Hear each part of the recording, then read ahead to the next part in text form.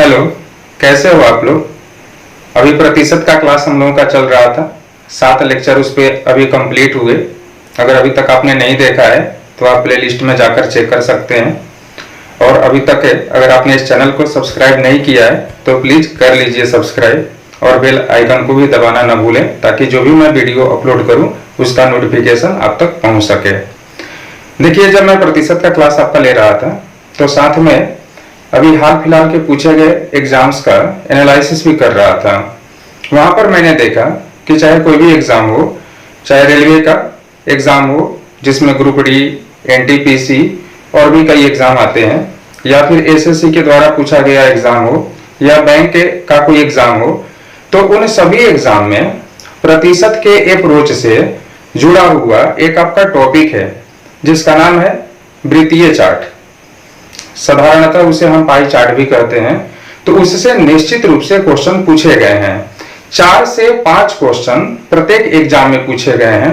तो मैंने सोचा कि यह टॉपिक अति महत्वपूर्ण है आपके लिए, तो आज इस पर क्यों ना बात किया जाए। तो आज हम लोग पाई चार्ट पर बात करते हैं।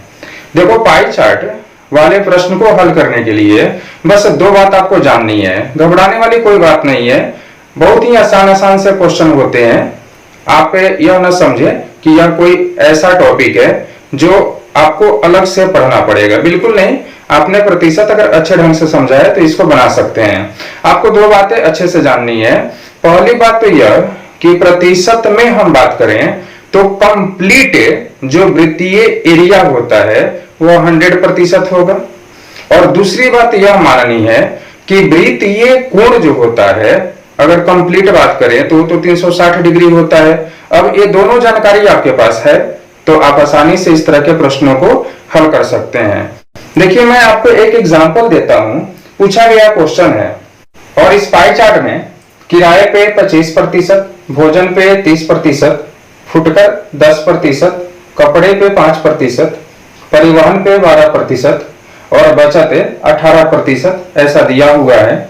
अब इस पे क्या क्या क्वेश्चन पूछे गए हैं उसको भी देख लेते हैं। पहला क्वेश्चन आपका दिया हुआ है कि अगर भोजन पे 4800 रुपए का व्यय होता है तो कुल कितना व्यय है आपको यह बतानी है। भोजन पे 30% का व्यय है और यह 4800 रुपए के बराबर होगा।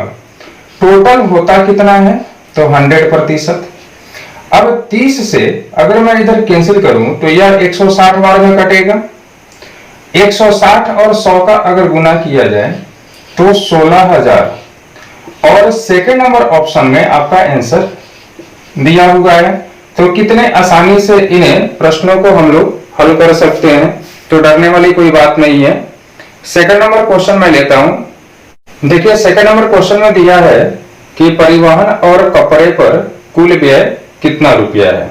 कपड़े पे तो 5% है और परिवहन पे 12% है, यानी कि कुल 17% का व्यय हो रहा है। लेकिन अभी हमें आंसर रुपए में देना है। अभी क्वेश्चन हम लोगों ने पहला हल किया तो कुल व्यय कितना रुपया रहा था 16,000, यानी कि 16,000 तो कंप्लीट व्यय है, टोटल व्यय है। और 17% अब कपड़े और परिवहन पे खर्च हो रहे हैं। यहां से हल करें हम लोग। अगर आप हल करते हो, देखो 16 और 17 का अगर मल्टीप्लाई करें तो 272 होगा, एक जीरो भी लगाने पड़ेंगे, यानी 2720 रुपए पहला नंबर ऑप्शन में आपका आंसर दिया हुआ है। देखो, इस पे तीसरा क्वेश्चन क्या पूछा हुआ है वो भी देख लें हम लोग। अब इस क्वेश्चन में दिया हुआ है कि फुटकर व्यय भोजन पर व्यय का कितना प्रतिशत है। काफी आसान क्वेश्चन है। फुटकर व्यय तो 10% है और भोजन पर व्यय है कितना तो 30%। जिससे तुलना किया जाए उसको हम नीचे लिखेंगे। और प्रतिशत में आपको आंसर देना है तो आपको 100 से गुना करना पड़ेगा। प्रतिशत के क्लास में हम लोगों ने पढ़ा था। अभी यहां भी प्रतिशत का चिन्ह होगा, यहां भी प्रतिशत का चिन्ह होगा, तो हम अगर चिन्ह लगाएं भी तो कट जाएगा, तो कोई आवश्यकता नहीं है।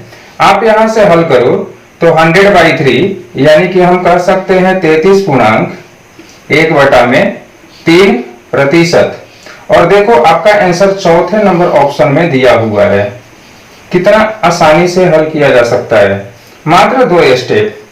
चौथा नंबर क्वेश्चन देखें बाबू, इस पर काफी आसान क्वेश्चन है। किराया पर किया गया खर्च ज्ञात करें। किराया पर किया गया खर्च है कितना, तो 25%। अच्छा, टोटल कितना खर्च हो रहा था, निकाले थे हम लोग 16,000 रुपया। तो 16,000 का 25% तो 4,000 होगा। तो आपका आंसर जो है सेकंड नंबर ऑप्शन में दिया हुआ है। ऐसे ही हल कर सकते हैं। लिखने की अगर बात होगी तो बस यही लिखना पड़ेगा ना कि 16,000 कुल खर्च है और किराया पे 25% है, तो 25 और बटा में 100। यहां से अगर हल करेंगे आएगा कितना, तो 4,000। सेकंड नंबर ऑप्शन में आपका दिया हुआ है आंसर। एक क्वेश्चन और है इस पर, वो भी देख लेते हैं। इस क्वेश्चन में दिया है कि कुल बचत ज्ञात कीजिए। चारों ऑप्शन रुपए में है, यानी रुपए में निकालना होगा। कुल खर्च क्या था, तो 16,000। अच्छा, बचत का प्रतिशत क्या दिया है, 18%। तो 18% हमें निकालना पड़ेगा। 18% हल कर लेते हैं। 16 है और 18 है, मल्टीप्लाई करते हैं, 288 होगा, 1 0। यानी कह सकते हैं कि 2,880 रुपया सेकंड नंबर ऑप्शन में आपका आंसर दिया हुआ है। तो इस पे कुल 5 क्वेश्चन हुए। अगला पाई चार्ट लेते हैं। काफी आसान है, हम लोग आसान से थोड़ा टफ की तरफ चलेंगे तो समझने में भी आसानी होगा।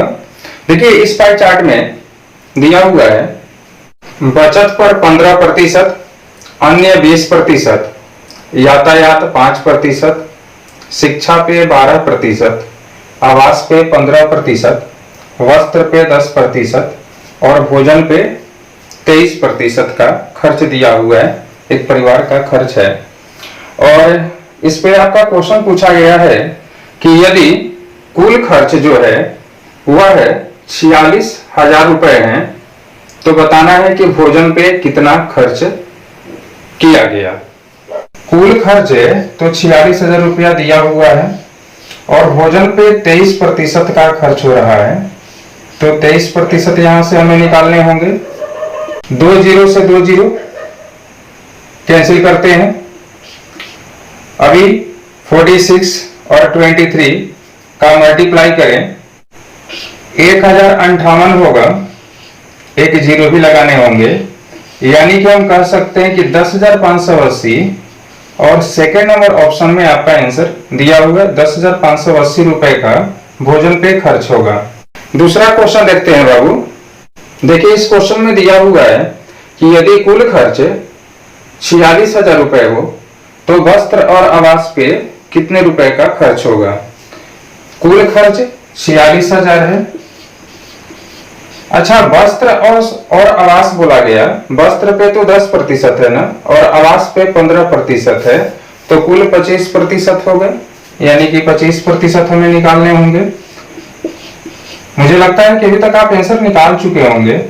क्या होगा, मल्टीप्लाई कर लेते हैं, तो 1 0 अभी यहां पे रख लें, 11,500 पहले नंबर ऑप्शन में इसका आंसर दिया हुआ है। तीसरा क्वेश्चन भी देख लेते हैं इस पर जो पूछा गया था।